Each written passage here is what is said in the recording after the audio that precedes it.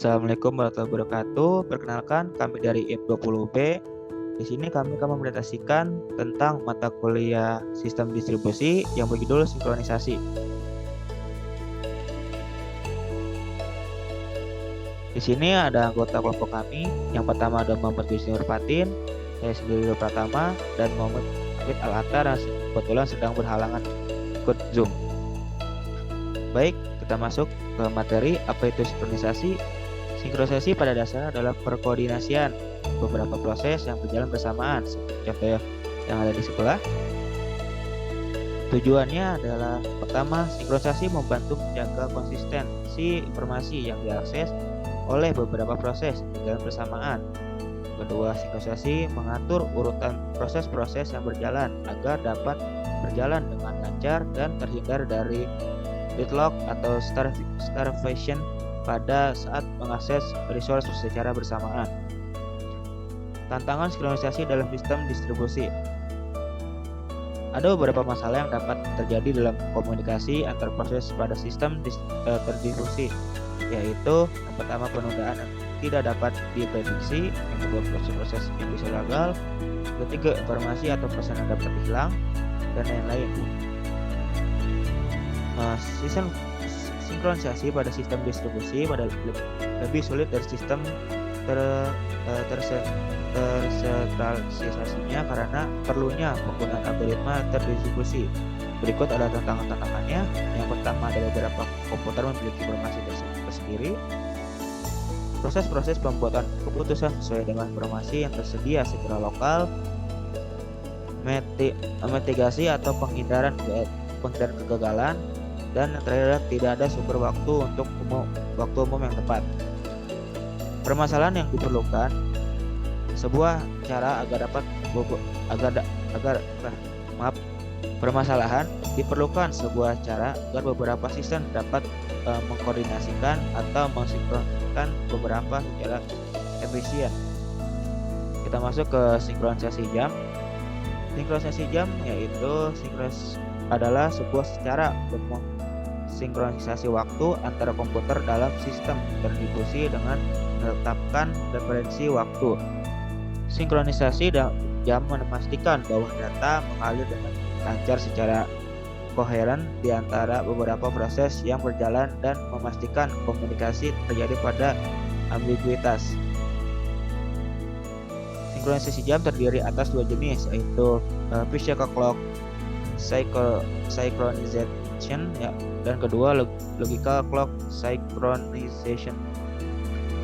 Physical clock synchronization merupakan metode sinkronisasi dalam sistem terdistribusi yang menggunakan waktu aktual secara teknik sinkronisasinya. Sinkronisasi ini memastikan sebuah komputer dapat melapor secara bersamaan tanpa memperdulikan ketepatan masing-masing waktu pada komputer atau latensi pada jaringan di antar komputer. Physical clock synchronization, sebuah komputer dalam sistem yang terdistribusi dapat beroperasi dengan jamnya sendiri. Ini dapat menyebabkan perbedaan waktu antara satu komputer dengan komputer lain. Oleh karena itu, dalam hal ini semua komputer biasanya terdinkronisikan ke standar waktu UTC atau Universal Coordinated Time. Hal ini dilakukan untuk mengurangi kesenjangan waktu dalam suatu sistem terdistribusi. Physical clock synchronization, algoritmanya yaitu algoritma Christian yang berisi yaitu mensinkronasikan komputer-komputer dalam server waktu. Biasa digunakan dalam internet. Yang kedua adalah algoritma Berkeley, mirip algoritma Christian tetapi ini lebih akurat, yaitu mengandalkan pemeteran waktu di setiap komputer.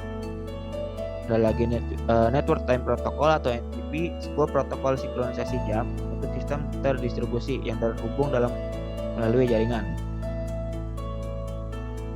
Oke, kita masuk ke logical clock cyclone yang akan dibawakan oleh Gusti. Silakan.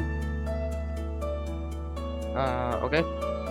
Jadi logical clock synchronization itu adalah sebuah mekanisme untuk menangkap hubungan kronologis dan sebab akibat dalam sistem terdistribusi.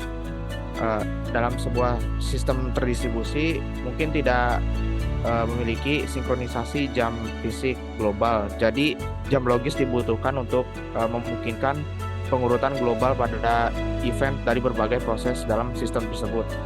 Lanjut.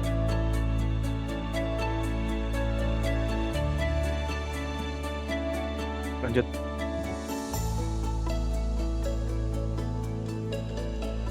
Nah, ada dua tipe jam logis, yaitu jam Lamport, dan jam vektor.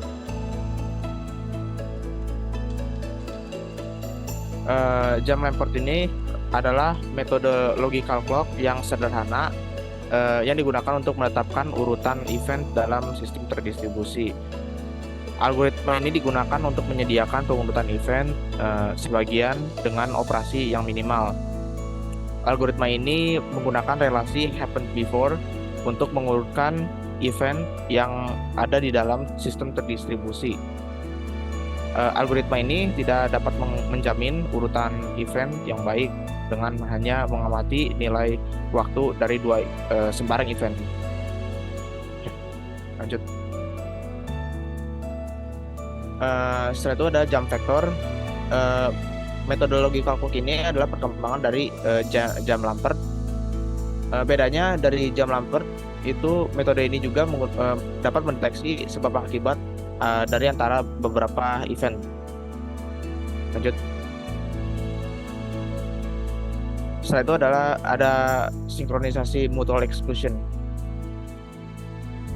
Nah, ketika suatu sistem terdistribusi mengakses sumber daya berbagi atau shared resource, maka dibutuhkan suatu cara untuk mengurutkan pengaksesannya agar dapat diakses tanpa adanya race conditions. Mutual exclusion ini adalah sebuah cara untuk mencegah suatu proses agar tidak dapat memasuki critical section atau bagian penting ketika proses konkuren lainnya sedang memasukinya. Dalam hal ini, critical section tersebut itu adalah contohnya adalah shared resource tadi.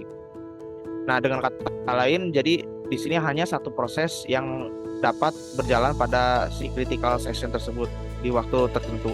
Lanjut. Sistem terdistribusi itu tidak dapat menggunakan shared variable untuk menyelesaikan masalah mutual exclusivity seperti pada sistem komputer tunggal. Karena pada dasarnya shared memory dan sumber waktu umum itu tidak ada di dalam sistem terdistribusi.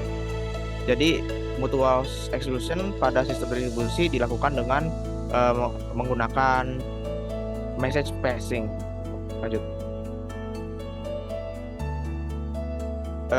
Ada beberapa tipe algoritma mutual exclusion yang digunakan pada sistem terdistribusi.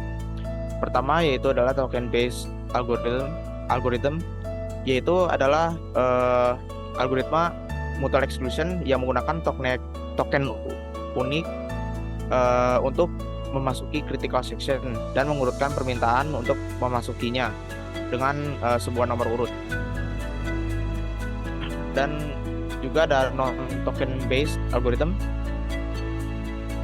Ini menggunakan komunikasi antar situs untuk memasuki sebuah critical section dan menggunakan timestamp untuk mengurutkan permintaannya.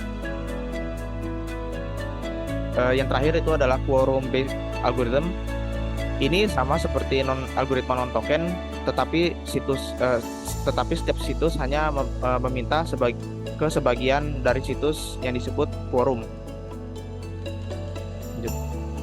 Nah, berikut ini adalah algoritma sistem terdistribusi beserta tipenya. Nah, di sini ada algoritma Suzuki-Kasami, yaitu adalah algoritma token based. Di sini juga ada algoritma Richard Agrawala. Ini termasuk ke algoritma non token based. Dan ada juga yang terakhir itu adalah algoritma Maekawa yang termasuk pada algoritma quorum based. Ya, itu dia presentasi kami. Semoga bermanfaat. Terima kasih. Assalamualaikum warahmatullahi wabarakatuh.